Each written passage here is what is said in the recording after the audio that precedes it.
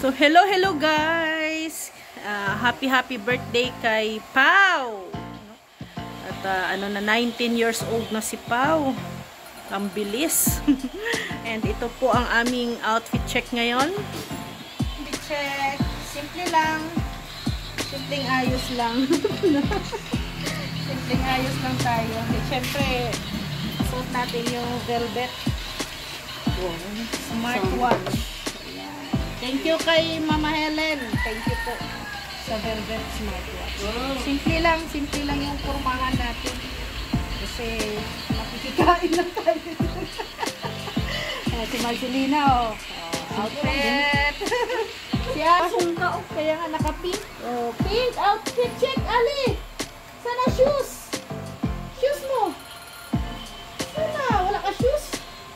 No shoes? No. Cute ni Ali, naka-pink. There. At syempre, habang naghihintay, papak muna tayo ng lansones ng kapitbahay. Maraming salamat sa kapitbahay. Maganda talaga pag mabait tayo sa kapitbahay at binibigyan tayo ng Dos, labas ka daw. Galit si Ali. Labas, Dos. Labas. Psst. Galit si Ali. Galit si Ali, Dos. Dos. Psst, labas. Sira natin, sira. Yeah. Okay na. Yung lansones, ginawang ni Ali. Puzzle.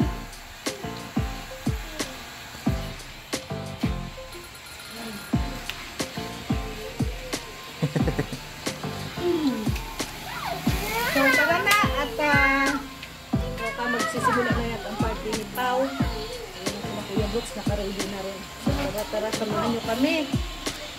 So, ito ngayon ang problema namin guys. Biglang umulan. Ready na si Kuya Brooks. Ayan. Kuya Brooks, anong wish mo sa pamangkin mo? Salamat at naalipin kami sa punan. Joke lang. Siyempre, manatili yung kanyang pagiging mabait at tapusin niya ang pag-aaral niya at sa kanyang mga kapaligid sa kanya. Kailangan yung kanyang pasensya niya dahil isa siyang anak ng Diyos na nagbibigay ng pag-asa sa ating kaluluwa. Totoo yun. Dahil siya naman dinaanan ko din yan Balay mo, ako'y makabalik kay Lord. At tayo'y maghahakot ng kaluluwa. Kaya ginagawa ni Pao po yung pamangking ko, yun po sila, magkakapatid. So proud ako sa inyong lahat at dahil kay Pao po. Hindi nagbago. May nakalimutan ka? Happy birthday sa kanya. May nakalimutan ka pa rin? Yung regalo. Mayroon pa rin? Isipin mo. Ikaw daw, nakalimutan ko talaga. Siyempre yung apron mo at saka matador ka ba nga mamaya? Matador. Bilog! Matador. May matador ka ba ga? Ang ating mahiwaga. At may itak dyan sa likod. Mayroon tayong dyan.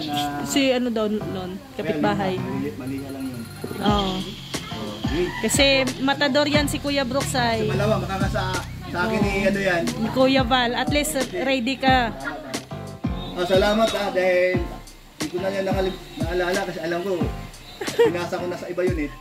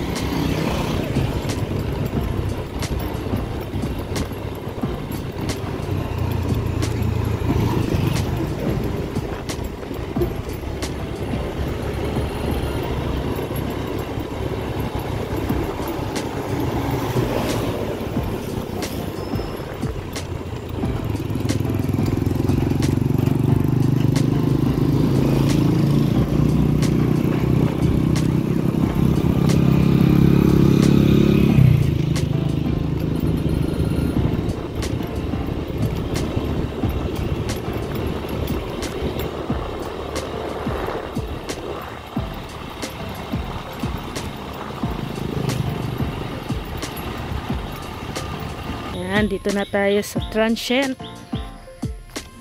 Sa transient ni Kalingap Rob and Miss Jack. Kami pa po ang pinakauna na dumating. At ano tayo dito kung ano ang maitutulong natin. Mayroon palang regalo si Kuya Bal kay Pao. Grabe. Abangan nyo kung ano yan sa channel ni Kuya Bal. Dito yung swimming pool. May yata ngayon baka magna-night swimming katapos. So abangan nyo kung sino mga Kalingap Angels ang pupunta mamaya.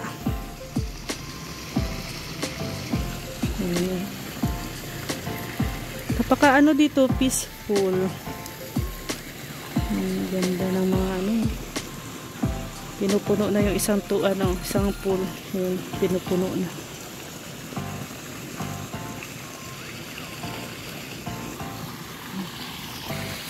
So, dahil tayo pala ang nauna, ayan, video muna tayo.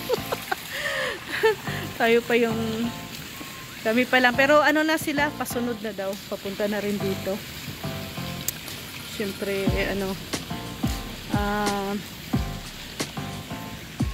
wala pa mga ibang mga Kalinga partners.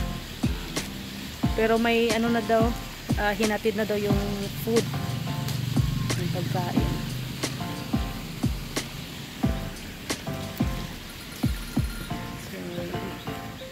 Kung mag-birthday kayo, pwede na dito sa transient ni Kalingap na dito. Na din dyan, extension. Nandun yung shower, yung CR. Ayan kuya, video okay. May kantahan pala mamaya. Doon ilalagay.